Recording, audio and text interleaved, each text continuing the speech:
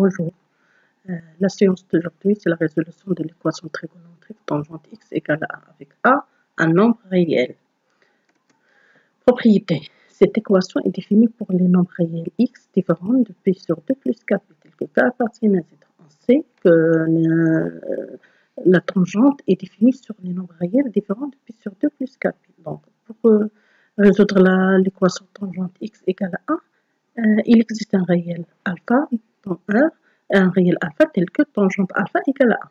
Donc, on a tangente x égale tangente alpha.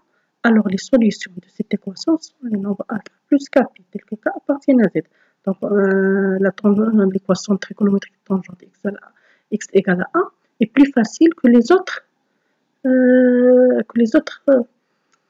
Elle est plus facile que les autres équations trigonométriques cos x égale à A et sinus x égale à A, car il y a deux solutions dans chacune de ces équations, mais l'équation de la tangente, c'est une seule solution, c'est alpha plus kp. Regardons maintenant le cercle trigonométrique. On a alpha et alpha plus pi ont la même tangente, c'est A. Donc, aussi alpha plus 2pi, alpha plus 3pi, alpha plus, en général, alpha plus kp, et aussi a la même tangente A. Donc, les solutions, c'est alpha plus kp, en général, avec k appartient à z. Exemple, premier exemple, tangente x égale à 1. Qui voit la tangente x égale tangente pi sur 4. Les solutions sont pi sur 4 plus kp. Deuxième exemple, tangente x égale racine 3. Donc, tangente x égale tangente pi sur 3. Les solutions sont pi sur 3 plus kp.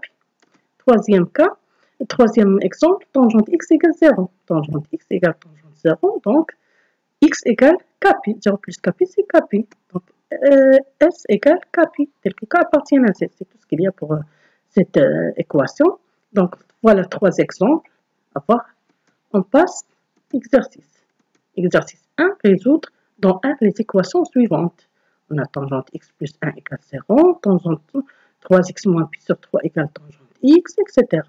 Donc, on va résoudre cet exercice pour appliquer cette équation tangente x égale à. Deuxième exercice, résoudre dans l'intervalle i les équations suivantes. Donc, on a trois équations à résoudre. On va résoudre tout d'abord ces équations dans R, puis encadrer les solutions dans l'intervalle i pour déterminer les solutions dans l'intervalle i. D'accord? Merci de votre attention. À la prochaine séance.